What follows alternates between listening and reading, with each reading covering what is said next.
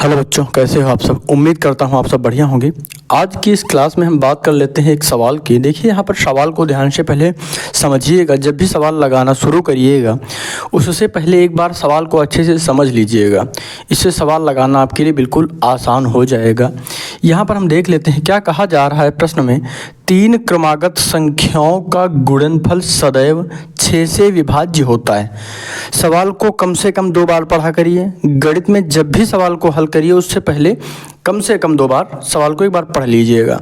कम से कम 2 बार पढ़ लेने से आपको ये स्पष्ट हो जाएगा कि वास्तव में सवाल में कहा क्या जा रहा है, तो सवाल लगाना आपके लिए आसान हो जाएगा। यहाँ पर देख लेते हैं 3 क्रमागत। पहली बात क्या है, 3 संख्या है, क्रमागत हैं।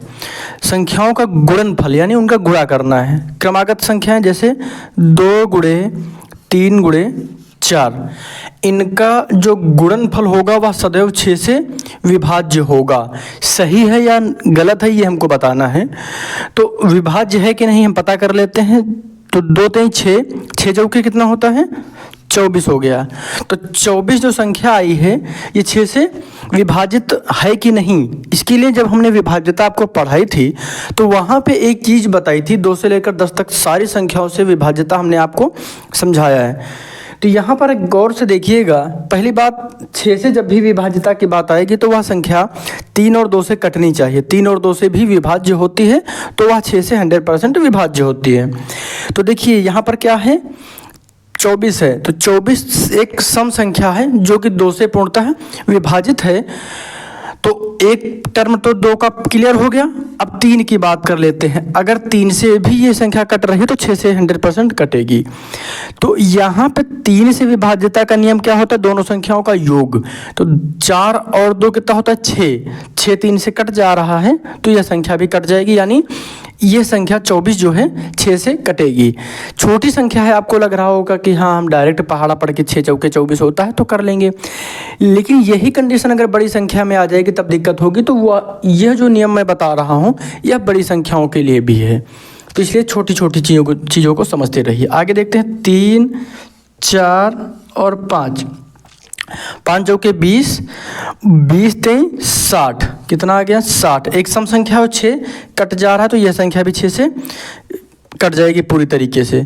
ठीक है, आगे देखते हैं 4 5 और 6, कोई दिक्कत तो नहीं है। 6 पंचे 30, 3 चौके 12 और 0 ऐड हो जाएगा 120। यह संख्या भी कट जाएगी क्योंकि सम संख्या है और 2 और 1 को जोड़ते 3 आता है, 3 3 से कट जा रहा है। तो 3 और 2 से संख्या कट रही है तो 6 से भी पूर्णतः कटेगी। आगे देख लेते हैं।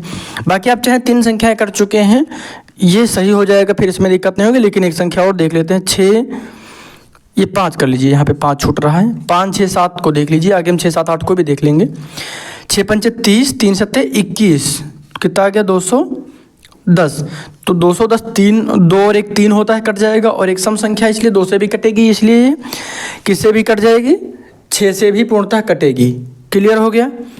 तो यहाँ पर हम क्या देख रहे हैं, 2 3 और 4 क्रमागत संख्याएं हैं। 2 3 4, 3 4 5, 4 5 6 और 5 6 7।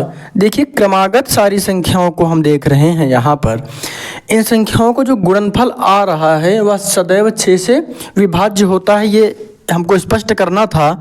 तो यहाँ पर क्या हो जाएगा, विभाज्य होता है, विभाज्य होता है। तो यहाँ पर सही हो जाएगा। यह कथन जो दिया गया है ये सत्य है। हमने कैसे सत्य है ये भी करके आपको दिखा दिया है। ठीक है, ये इसको सही से बना लीजिए।